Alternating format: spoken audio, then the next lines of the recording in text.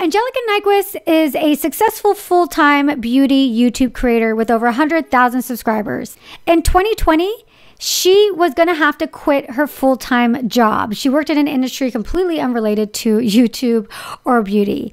And because her and her husband were planning to move, she knew that she needed to make YouTube not a part-time job, but a full-time job and income. She decided to join the Zero to Influence YouTube Bootcamp. And in this interview, you'll hear why she joined, what she learned, and how she was able to go from being stagnant and having no clue why her videos took off and why others didn't, to now knowing exactly what she's doing on YouTube and how that has ultimately affected the future of her channel. Enjoy this interview. Mwah.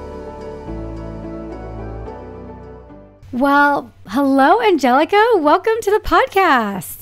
Hi, thank you so much for having me. I'm so excited. Yes, it's such an honor to have you and to have gotten to know you the last year, being that you were one of my bootcamp students, and seeing your channel and just how it's growing and the success, and you're almost at 100,000 subscribers. I mean, probably by the time this is released, you've hit 100,000 subscribers actually. So yeah, just, early congrats, because you're literally almost there.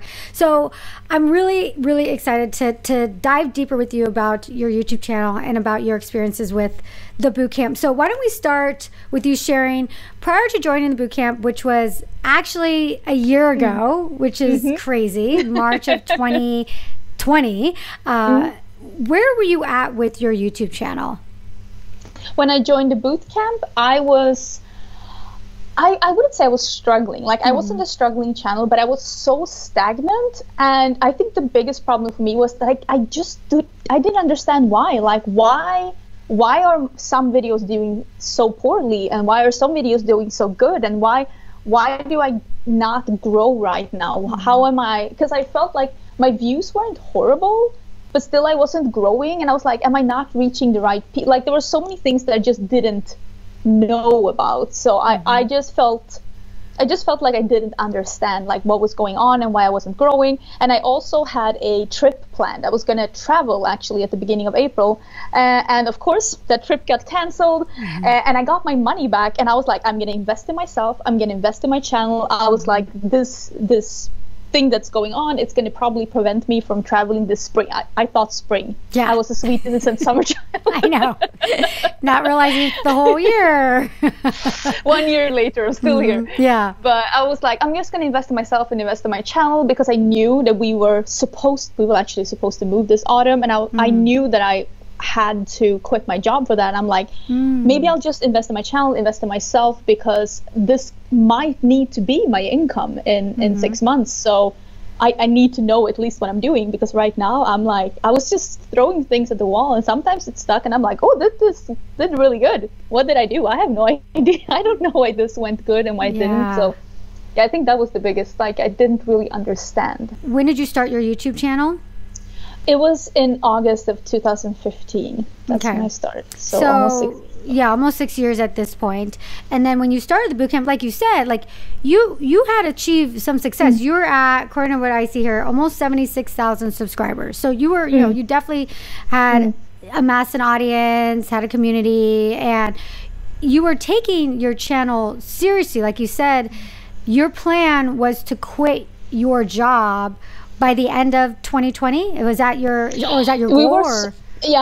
We were supposed to move, because my husband is in research, so he was supposed to start a new job at autumn 2020, and of course everything got postponed, and it's still postponed.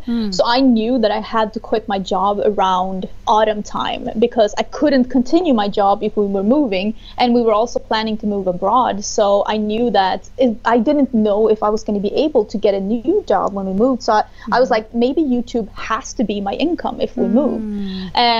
So it was already like, it's not that I couldn't have made that a living, but it was so uncertain, because I was like, I can't do a job that I don't really understand, because I didn't understand all of it. And I'm not a perfectionist, but I am the kind of person that's always asking, like, why? Why is this not working out? Why is this like, and I couldn't answer that for myself. And I think that it made me a bit irritated not knowing what I was doing. Yeah, and it's interesting because a lot of people in your position that have seen success on YouTube, they don't actually know or understand, like you said, why.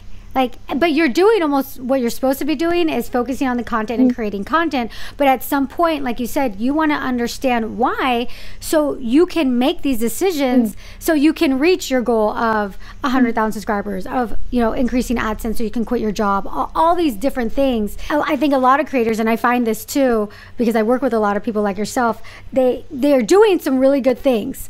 But you're like, if I can understand, then I can do it better, or I can tweak it. So, you know, prior to joining the bootcamp, how were you feeling about your channel at the time? I mean, I've always loved my channel, but I was a little bit frustrated that I thought at that point that I was doing the same thing as other people were doing, but somehow it just didn't work out for me the way it worked out for others. I know now, looking back at it, that I wasn't doing the same things as others, and there were things that I could improve, and I just didn't really see how impactful some things could be, like thumbnails and titles and tags and like just timing. I feel like my timing, and also the whole sticking to, but I love doing this. This is what I love to do, but it's not what my audience love to see. And sometimes you just have to kill your darlings if you want to be like taking it to the next level. And there's nothing wrong with keep doing stuff that you love, but you can't be, if you do things that you love and it's not successful, you can't be disappointed if you keep doing it and it keeps not being successful, because I mean, you've already seen that it's not successful. So I still do videos, and I know this isn't going to be my top video, but I do it. But now I go in with it knowing like this doesn't have to be the video that I put in 20 hours of work in, because this isn't going to be my most viewed video. And I can be more smart with my planning and more smart with like my energy to not put in too much energy into videos that isn't going to be my most perform videos. Yeah, so I don't get disappointed about putting in a week's work into something that gives me less than average views. Yeah. And so tell me what it was like for you going through the bootcamp when you first enrolled. Like, what were you expecting, and you know, what was it like going through it? I honestly don't really know what I expect. I think what I expected maybe was more SEO driven, and I'm happy it wasn't that, because I was never really that into that. And I also I had some people that I've known throughout the time in YouTube that was very SEO driven, and they didn't have more success than me. So I was like, I don't think that is the key. I don't think that is the secret, because if it was, their channels would be thriving. But I think that like I got some, in Sweden you would say you got some thinkers, something to really think about, like who I was making videos for, and why I was making videos, and like when I was putting up videos. And it was a lot of things that I noticed. I'm like, oh yeah, I do that. You're like, that's me. You're like, oh, I know, like, this is what you do, this is what you don't do. Angelica's like, oh no, I'm the don't do. I'm the wrong category. Yeah. Yeah, definitely. I got a lot of those, and like, especially like who you're making videos for, because I kept making videos for the people I already had on my channel, and there's nothing wrong with that.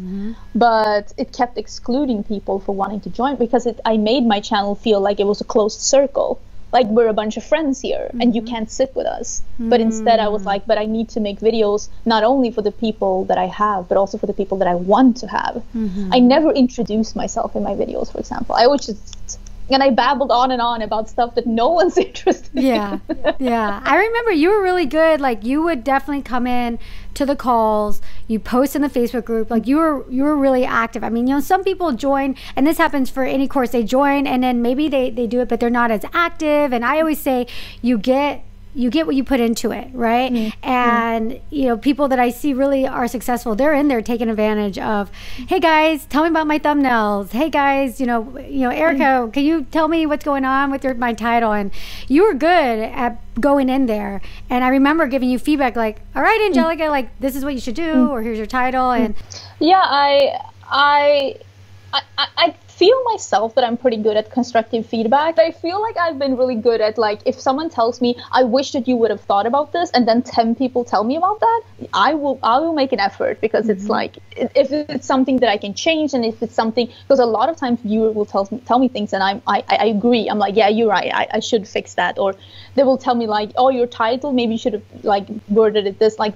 I get a lot of constructive feedback that I really, really enjoy, but I never do something half-assed. Like, I want to really do it. And when I joined the bootcamp, like, I told my husband, I'm like, if I'm going to do it, I'm going to do it. I'm going to give it my all. I'm going to, like, I bought a notebook. I have 1 million, like, notes from this. And I don't know. I just wanted to really give it my all, because if I didn't give it my all, then I never know if it's going to work or not. Yeah. And I think you had a pretty big kind of goal looming ahead, knowing that you needed to quit your job and make this a thing. So I think, you know, that's definitely a motivating factor. I would think it would be, because that's a big, it could be seen as like a big amount of pressure. Like, oh my God, I got to quit my job. Like, I'm going to have to, like, we're moving. I'm going to have to, like, I have to make this a thing. And like you said, I mean, you could always get a job and wherever you're at, your new location. But if you have this YouTube thing, why not try and make this your full-time job? Yeah, and also because I didn't know for sure that I was going to be able to get a job. I mean, I still have my degree from the university. But I wasn't sure that I was going to be able to work with that degree when we moved. And I also wasn't and we're still not 100% sure that we're going to be able to move to a country that is English speaking. And that also makes it really hard for me, because if it's not English speaking, I'm really limited at the amount of jobs that I can take, because that is the language that I know. So yeah, I said to my husband, like, if you want to move, we'll move. But and at that point, I mean, I was still making money on YouTube, but I wasn't making as much money as I was making at my old job. And I told him, like, I will be able to, like, pay rent, of course, but it is what it is. But now I'm in a totally different position. That's really nice. Yeah. So what was the biggest breakthrough that you had when going through the boot camp? I do think the biggest I had was definitely who are you making your videos for? Are you making your videos for the people you have, or the audience that you want to have? Because that really got me thinking, and that made me go back and look at a lot of my videos and see, like, how I was talking to people. And it made me go back and see, like, how long people were watching my videos. And I had a really low, it's called retention span. Like, people left my videos really early. And I was like, of course they did. It felt like they came to a party they weren't invited to, and they just slowly backed out. Wow, yeah. What helped you most inside of the boot camp? What helped me most? Oh my, that's so hard. I think seeing, like I said, I liked that it wasn't SEO driven, so that it was more about, like, titles and thumbnails and stuff like that. It was, for me, it was really, like, seeing different examples, like, this is a good one, this is not a good one, and this might not work because of this. And I also, like, even though we had the live calls, and even though I don't know myself that I had that many questions for myself, just hearing what you answered to others, I was like, could feel like similar situations for myself, like what you told them about what they should think about with viewers and planning and all of that. So it's so hard to pinpoint exactly what it was, but a lot of the things also in analytics, which is like just understanding, because I needed to understand. And that's what I learned. Like, why is this video not doing good? Why is this video doing good? And I think that you really showed, like, the things to look at in analytics without making it too hard. I remember when I had my call now, because I have a manager at Facebook, and she was talking to me, and she was trying to show me these things in analytics. And I'm like, oh, no, I already know. And she told me that I was the only YouTuber she's talked to that actually knew about these things. And I was like, You're like, yep, I learned it in the boot camp. Yay. Yeah, but I actually told her that I was in a boot camp, and then we talked about these things because she wanted to show me about a lot of these things, and it felt really good to know that the things that she wanted to point out was the things that you also pointed out. So that was cool, actually. Yeah, that's really, really cool.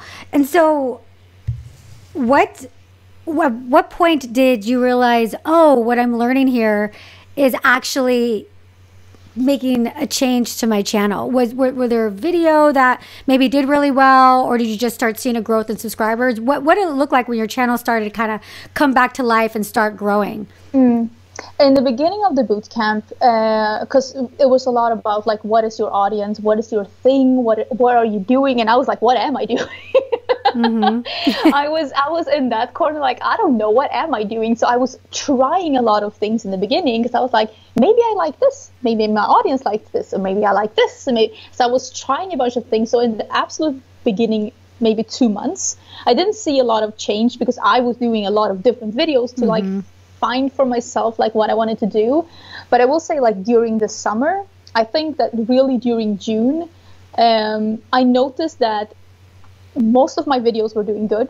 I got compliments from other YouTubers about my thumbnails, which is always a good thing. And I found that I really like found my style with thumbnails and titles, and like, again, when a video wasn't doing like super good, I could go in and look and see what it was. And I also noticed that when I started to introduce myself, I actually gained subscribers every time I uploaded videos, which was not the case before. There was like, could be weeks when I didn't really gain any subscribers at all, which is not good as a YouTuber. To be totally stagnant, you should be growing. So for me, I think that was the biggest change, to just see that even though I've never had any like growth thing like this, I've never had a spike really, but just to see that it like picked up again from being pretty flat for a couple of months, I thought that was maybe that was the thing when I was like, oh, this is going okay. And because I like saw AdSense pick up again, and I mean, it was crazy during those months in the beginning as well with COVID and everything, because that was intense, that was crazy, and AdSense just took a plummet, and that's when I decided, like, I'm not making any money here anyways, I might as well just try everything. I've ever had on my mind and just see what I like. So I was trying a bunch of things. Yeah, I always think that's a big thing with YouTube is, and whenever I'm working with someone, it's like, I like to experiment and try different things, because not just to see what the audience, yes, you want to see what the audience resonates with. I think that's really important, but also as you as a creator, because if you try something and even though it's like a super trendy thing, but it really doesn't sit with you or you're not feeling connected to it, that does resonate on camera and people sense it. So you might try something that's popular and you might realize as a creator, I'm not feeling it. Then that's important to go through those motions. Yeah, definitely. I've tried a lot of things on YouTube, and some I've really liked and some I haven't. And I do stay pretty true to the kind of videos I do, but I have switched it up quite a lot as well, like introducing new things. But I for me, one of the things have been that I've stopped doing some kind of videos because they're not doing good, like straight up tutorials. They're not doing good on YouTube right now, at least not if you're not a straight tutorial channel, which I am not. So it's like, yeah, it's always nice to do tutorials, but that's not what my audience wants to watch. So I stop naming them that. I'm trying to be more sneaky. Yeah, I noticed you do like talk with me videos, and then those are kind of like chatty videos, and then you'll put your makeup on. Is that kind of where you're sneaking in your tutorials? Yeah. I still do makeup looks. I mean, sometimes I put up like 5-8 makeup looks in a week. I just don't name them tutorials, and I try to do something else with it as well, because I love applying makeup and I love seeing other people apply makeup.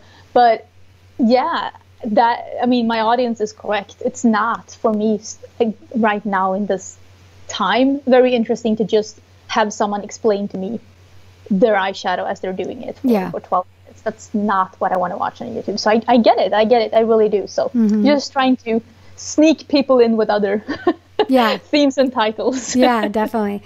What what is your biggest piece of advice for somebody who wants to succeed on YouTube? That you have got to be open for change. YouTube and social media overall, like, it's changing every day. And just because you love doing tutorials, it doesn't mean that you can force someone else to love watching them. Sometimes you have to change up your content often. And like, and me and my friends often talk about like, what will be the next thing? Because there are always like things that are popular within like the beauty community, for example, and things that are not. And we're always talking about like, what will be the next thing? Because there's always things catching on. And if you are not changing with the viewers, because that's the thing, the viewers will decide what they want to watch. And if you're not changing with them, then you have to expect to get less views. So I think that like, just because something is popular right now, it could be dead in 6 months and nobody wants to watch that at all. So yeah, I used to remember something so popular when I started doing YouTube, and no one's doing that anymore. Like, it's just fascinating, and you have to be okay to just stop doing some things or start doing some things. Yeah, right really now, ranking makeup is so everyone's ranking makeup or ranking everything. That's popular, like on YouTube overall, ranking things. I mean, and give it 6 months, there's going to be something else. Yeah. And then what's interesting is to see like, and that's why I think experimenting and trying new things is good too, because you might be the person that comes up with a great idea that kind of starts to take off too. And you know, usually that first person, and it doesn't have to be a big creator, you know, you could just be somebody that just happens to come up with a really good idea, come out with something, and then it takes off, and then everybody else is like, oh yeah, I'm gonna do my version of that. So trends are born every single day on YouTube, and you're right, you got to pay attention. Definitely. I think that like, before, I remember when I started YouTube, the big YouTubers were always saying, oh, I don't watch YouTube. I don't have time to watch YouTube. I don't watch other YouTubers. But I think now, if you're going to be a YouTuber and you're not watching YouTube, you better be one good entertainer if you're going to pull that by yourself. Because if you don't know what everyone else is doing on YouTube, I don't know how you're going to succeed. You need to do some market research. Yeah, I could not agree with you more. I mean, what I do all day is I literally spend, because I'm working with, I have channels I run, I'm working with clients, I'm doing, working with my bootcampers, but I literally spend probably at least 2 hours on a light day watching YouTube, or, up to 3 or 4 hours a day. I mean, it's part of my job. It's what I do. But if it's like, you have to know what's going on, and not just in your own niche, like outside of your niche too, because that'll give you a ton of ideas. So that's really good advice. What would you tell somebody that is considering joining the bootcamp, or maybe they are on the fence? What would you tell somebody? I would tell them to go in with the same like idea that I had when I went into, like, really like do it. I spent time doing the bootcamp. I took a lot of notes. I went through my videos. I did a lot of market research. Spent a lot of time doing this. At least in the first maybe 3 months, I spent a lot of time doing it. But I did get my channel to start growing, and I did get my AdSense to go up. And this is my job now. I'm not going to say that if I can do it, you can do it. But it's if you're going to do it, I would really do it, because if not just joining the bootcamp isn't going to make your channel better. You have to actually do it as well. Yeah, you have to do the work, and it's true. That's interesting to know that you spent so much time on it. What are some of the things that you were working on? Was it just going through the lessons and the workbooks, or just listening to the calls, or what were some of the things you spent time doing? I spent a lot of time planning. I spent a lot of time planning, especially the component with the hero, the big projects. I spent a lot of time planning and going through my content and categorizing the content I had right now in good ideas, keep doing this, awful ideas, stop doing this, and this could be built on, and this could be a series, and trying to really already I was planning for, and this is in the summer, I was planning, so what am I doing in December for Vlogmas? I was already planning ahead, And I think like now, as this is my job, I hear some YouTubers, again, the old guard. They're like, oh yeah, I wake up in the morning and I think about what kind of makeup I want to do and I film it and then I put it, like, that's not how YouTube works right now.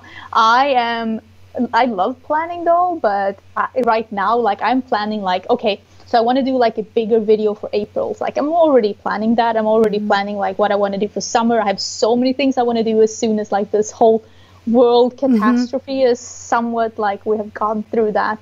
I think you just need to have ideas, and I love planning, and it gave me a lot of ideas for planning, and I did spend a lot of times just taking notes and categorizing the things that I already had and like ideas and stuff, and redid my thumbnails. A lot of thumbnail work. Yeah. You know, I always say a lot of times you have to slow down and speed up. I'm a huge believer in that, because you can kind of, and I'm also a believer in like taking messy action, just moving forward and moving forward. But at the same time, if you're taking a lot of action, but you're not seeing any results from that, like before, you know, when you were doing your YouTube, you're consistent. Everyone says like, oh, consistency. But if you're consistent but not making changes or adjusting, you can be consistent forever and not see growth. I think that maybe that was the first time. Was that like in the first lesson or something? And that made me go, oh, I feel so attacked right now, because you said consistency in itself isn't a strategy. And I was like, yeah, yes. Because I was always like, I need to upload on these days. And nobody cares about your uploading schedule. Nobody cares. Yes. So I've been more loose with my uploading schedule, even though now I have one because I want to treat this as a job. But it's okay to miss a video if you have nothing to post. It's better to not post anything than to post a bad video that's only going to drag your channel down. Like, I delete videos now that I'm not happy with. I would have never done that before. I would just put it up to be consistent. But that's not the most important thing, to be consistent. You need to be good and consistent. But first of all, good. Consistently good. Yeah. But yeah, now if I say I upload 5 times a week, which I do, but if there's a video if there's a day where I don't have a video and I have no ideas and I have nothing that I want to film, I'll just not upload. And that's okay. And it's better to not upload than to upload something that's just not good. Yeah. Wow. Well, Angelica, thank you so much. This was fantastic. I loved hearing about your journey, about, you know, before, you know, the boot camp, because you achieved amazing things before, and you did a lot of amazing things. But it's really cool to see with somebody that's already really, really good, how some tweaks can make you even better and, you know, achieve your goals even faster. So for people that are not familiar with you and your amazing channel, where can they find you? Well, they can find me. My channel name is Angelica Nyqvist. I say that again. I love how you said it with the accent. It's so beautiful. Well, it's Angelica Nyqvist. That's what people say. But the American version is Angelica. What have we talked about? Nyqvist? Yeah. Angelica Nyqvist. Like, and I don't mind when people don't know how to say my name, because I don't know a lot of languages either, and it's fine. It is what it is. Like, I'm not hating on people for not knowing how to pronounce IKEA furniture. It's okay. And for people that don't know you, where are you based out of? I am in Sweden. I live in Sweden. Yes. So yeah, I'm on the I want to say the end of the world, but yeah, it's been more and more that during this past year. Well, Angelica, thank you so much. And for those of you that might be curious or interested in the bootcamp, just go to erikavieira.net/bootcamp. You can check it out. You can add your name to the wait list there. Angelica, thank you. Thank you so much for having me. Bye.